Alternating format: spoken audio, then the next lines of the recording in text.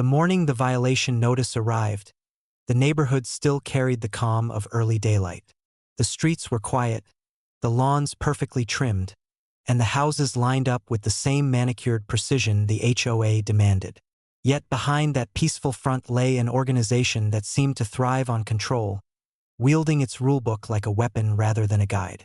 And on this particular morning, its focus had turned toward the homeowner's driveway. The notice lay taped to the garage door, bright, bold, and unmissable. It claimed that his driveway had unapproved modifications, despite the fact that he had only pressure washed it the previous weekend. The concrete surface, slightly brighter than before, apparently stood out too much for the HOA's liking. The accusation felt absurd, but in this neighborhood, absurdity was nothing new. The HOA had fined people for flower pots placed a few inches off-center, for grass that grew half an inch too tall, and even for holiday decorations that stayed up a day past the association's approved schedule. Still, something about this particular notice felt different. It wasn't just the unnecessary warning. It was the timing, the tone, and the unshakable sense that it had been issued deliberately. There had been murmurs among neighbors for months about how the board handled things. Hidden fees, inconsistent rule enforcement, and strange decisions that the residents were never informed about. It all had the faint smell of mismanagement. And now, it seemed, the board had made him their next target. He removed the notice slowly, studying the stamp signature at the bottom. The name belonged to the board president, a woman who had earned a reputation for micromanaging everything from mailbox flags to porch lights. She ruled the HOA with an iron fist disguised as a clipboard, and she rarely missed an opportunity to remind the community of her authority. If the notice had come from anyone else, he might have brushed it off. But from her, it felt calculated throughout the day. He found himself unable to let go of the irritation. The violation wasn't just unfair, it hinted at something larger. He remembered small things he had noticed over the past few weeks. The HOA truck lingering in front of his house longer than usual. The board president walking her dog and pausing to stare at his yard with a judgmental expression. The subtle comments neighbors had shared about unexpected fines and unexplained charges on their HOA statements. Slowly, a realization began forming. Something was off. Something had been off for a long time, and this notice might be the push he needed to confront it by midday. Curiosity had replaced irritation. He went to the HOA website, thinking he'd read the bylaws to confirm the driveway rule. But what he found unsettled him. Documents that should have been updated quarterly were 2 years old. Annual financial reports were missing entirely. Board meeting minutes ended abruptly several months earlier, with no follow-up or explanation. It was as if the HOA had simply stopped keeping records, or worse, had chosen to hide them. The more he explored, the stranger it became. Several sections of the bylaws referenced procedures that clearly had not been followed. Mandatory audits, resident vote requirements for new amendments, board accountability measures. None of them seemed properly documented. The HOA wasn't just bending rules. It was quietly ignoring them. By late afternoon, a spark of determination ignited. The violation notice was no longer the main issue. It had become a doorway, leading into something far more substantial than an unapproved driveway cleaning. And now that the doorway was open, he didn't intend to turn back. He spent the next several hours gathering information. He checked every archived copy of the bylaws he could locate. Older versions, digital scans, even printed pamphlets neighbors had saved in drawers. He compared them line by line, noticing changes that had been made without any evidence of community votes. He took screenshots, printed pages, highlighted discrepancies, and gradually began assembling a timeline of how the HOA had shifted from a community-serving organization to a privately controlled entity run by a handful of board members. Evening arrived, but he continued his research. His dining table filled with papers, sticky notes, and printouts of financial summaries that left far more questions than answers. For every rule the HOA claimed to enforce, he found another rule they themselves had violated. It became obvious that the violation on his driveway wasn't personal, it was strategic. The HOA president had grown comfortable under the assumption that residents would never challenge her authority. But comfort breeds weakness, and weakness creates opportunities. As the night deepened, he crafted a plan. If the HOA wanted to play by the book, he would use the very same book against them. But unlike the board, he would follow every rule and exploit every oversight they had ignored. His goal wasn't revenge. It was exposure. And the upcoming HOA meeting, scheduled in 3 days, was the perfect stage. By the time he finally rested, his binder was filled with evidence. It contained timelines, printouts, photographs, mismatched financial entries, and the exact legal bylaws the HOA was required, yet had failed to uphold. He wasn't just prepared to dispute the violation. He was prepared to turn the entire meeting into a reckoning. The violation notice had been meant to intimidate him into compliance. Instead, it awakened a new resolve. The HOA board believed they controlled the neighborhood. But soon, they would learn that control could easily shift, especially when someone had the courage, the evidence, and the determination to challenge the system. As he closed the binder, the final thought of the night settled in his mind. The HOA had tried to control his driveway. Now, he would control their entire meeting. In the days leading up to the HOA meeting, the neighborhood seemed to operate under a quiet tension. The board members maintained their usual routines, patrolling the streets with clipboards, checking mailbox heights, measuring lawns, but underneath their outward confidence lay the unaware certainty that they still held control. They had no idea what had been unfolding behind closed doors, no hint of the binder steadily growing thicker with each passing hour. During this time, the homeowner continued gathering proof, determined not to leave a single detail unchecked. Every discovery strengthened his confidence. Every missing record, every outdated document, and every unexplained financial entry added weight to the case he was building. The violation notice that had triggered his anger now served as the first page in a much larger compilation of evidence. And with each page collected, he grew more certain that the HOA had spent years relying on the assumption that no one would ever challenge them. Meanwhile, the neighbors went about their lives, unaware of the storm quietly brewing. Some had grown used to the HOA's strict oversight, accepting every fine and warning as an unavoidable part of living within the community. Others murmured their frustrations in private conversations, but lacked the energy or resources to stand up to the board. It had been this way for so long that people simply believed the HOA's power was absolute. But the homeowner saw things differently.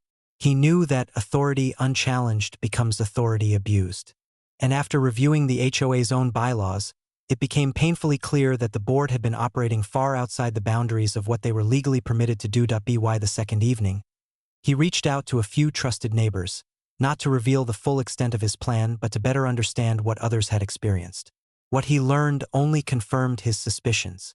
Several neighbors had received unfair fines that were never documented in meeting minutes. Others claimed that their appeals had been ignored. Some even mentioned that HOA funds had been spent on landscaping projects that didn't match the budget reports. He listened quietly, taking notes, careful to keep his intentions hidden. The last thing he wanted was for the board to hear whispers of what he was preparing. He needed the element of surprise, an advantage the HOA would never expect from someone accused over a driveway. The night before the meeting, he walked through the neighborhood during sunset. The warm glow cast long shadows across the lawns, revealing the peacefulness the HOA claimed to maintain. Yet beneath that calm surface, he could see the quiet frustrations etched onto the faces of residents finishing their evening routines. He realized then that this wasn't just about the violation anymore. It was about changing the way the HOA operated, not just for him but for everyone who lived there. When he returned home, he placed the binder on his table once again. It had grown heavier, not just in paper but in purpose. He organized everything carefully: financial inconsistencies in one section, outdated bylaws in another, and a detailed timeline of rule violations committed by the board itself. By the time he finished, the binder had become a weapon sharper than any argument the HOA could present. As midnight approached, he reviewed the HOA's meeting procedures. The bylaws outlined specific processes for resident concerns, voting rights, and board accountability. Yet none of those processes had been followed during recent decisions. The upcoming meeting was supposed to be routine, a monthly gathering where the board made announcements and enforced rules. But he planned to turn it into something far more impactful. For the first time since receiving the violation notice, he felt completely at ease. There was no fear, no uncertainty, only a calm determination. His evidence was irrefutable. His understanding of the bylaws was thorough, and his timing was perfect. On the morning of the meeting, he woke earlier than usual. He dressed simply, choosing not to appear confrontational but confident. As he walked outside, he noticed the HOA president across the street, supervising a contractor adjusting the neighborhood sign. She looked satisfied, comfortable in her control. Unaware of how quickly that control was about to slip from her grasp, he offered her no reaction, no sign that anything was amiss. He wanted her guard down as he approached the community center where meetings were held.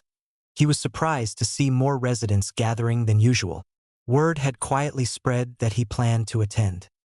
He noticed familiar faces, neighbors who had long felt powerless but seemed suddenly hopeful.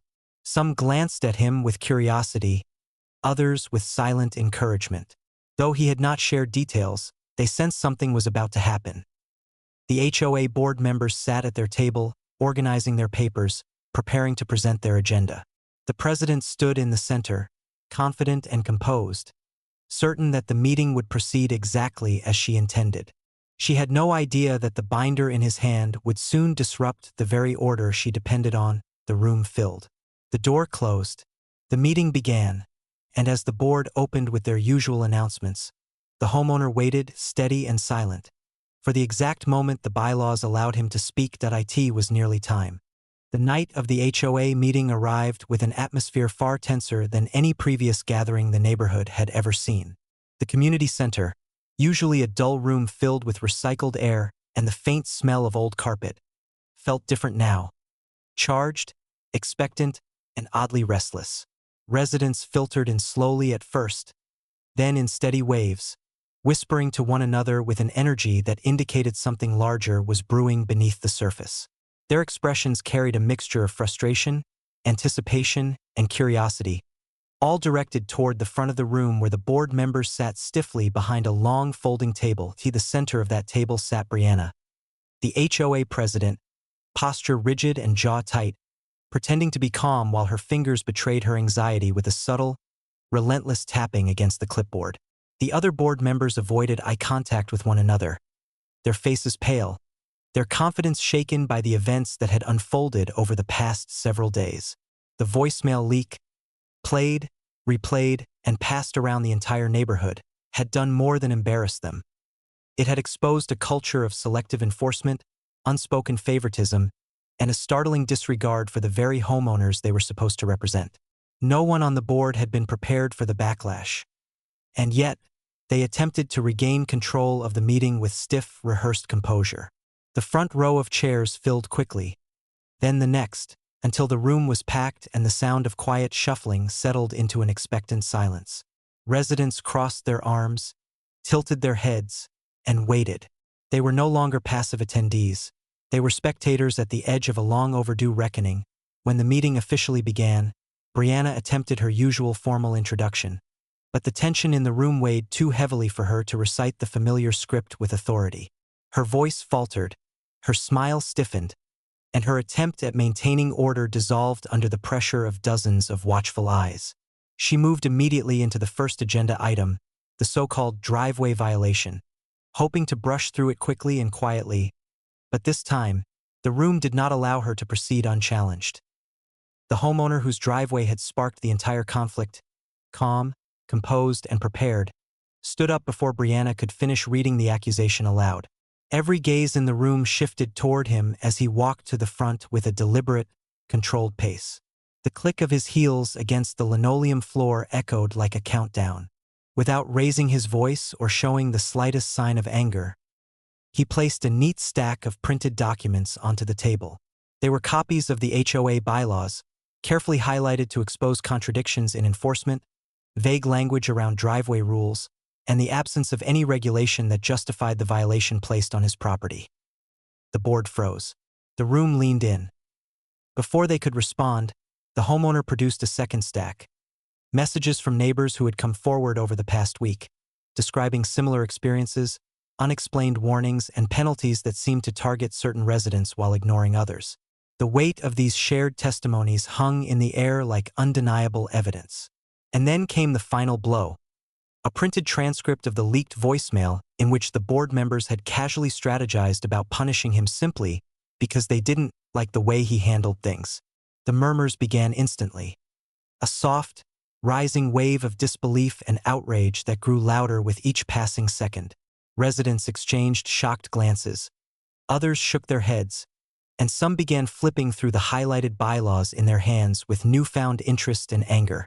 The board, visibly rattled, attempted to retain control, but their authority slipped away as the community finally found its collective voice. What had once been a quiet frustration simmering beneath the surface now erupted into a unified demand for accountability. As the questions poured in, the board members fumbled for answers they did not have.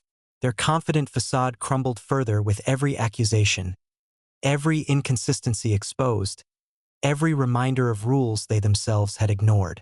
The meeting shifted rapidly from a standard agenda review into a full-scale investigation led by the homeowners, not the board. It became clear that they had underestimated the entire neighborhood's willingness to step forward, share their stories, and demand fairness. The turning point came when a long-respected neighbor, a resident who had lived in the community since the very first homes had been built, stood up and addressed the entire room.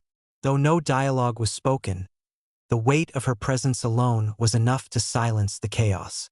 She pointed calmly at the exposed violations, the mismanagement, the careless decisions that had harmed the integrity of the neighborhood.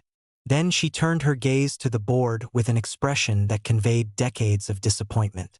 Her silent indictment was more powerful than any speech could have been. One by one, other residents stood behind her, creating a symbolic line of solidarity that stretched across the room. The board members, suddenly isolated and outnumbered, realized the meeting had slipped far beyond their ability to control. What they had expected to be a routine session had transformed into a moment of reckoning they could no longer avoid. By the time the final agenda item arrived, board elections and leadership review, the outcome was already decided. The vote was swift, decisive, and overwhelmingly one-sided. The entire board was removed in a matter of minutes. Their authority dissolved under the weight of the community's united refusal to tolerate their mismanagement any longer.